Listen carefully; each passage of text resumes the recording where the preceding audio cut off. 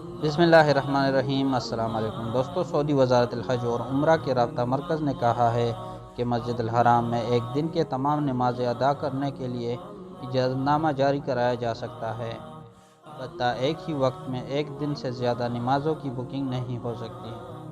وزارت الحج و عمرہ سے دریافت کیا گیا تھا کہ کیا کوئی شخص رمضان کے دوران مسجد الحرام میں دن بھر کی تمام نمازیں ادا کرنے کا اجازت نامہ جاری کرا سکتا ہے، اور کیا آخری عشرے میں ساری نمازیں مسجد الحرام میں ادا کی جا سکتی ہے۔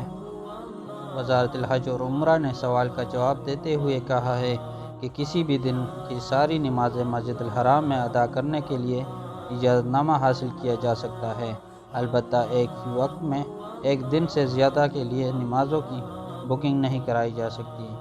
ایک دن کی بکنگ ختم ہونے پر دوسرے دن کے لیے اجازت نامے کے لیے درخواست دی جا سکتی ہے۔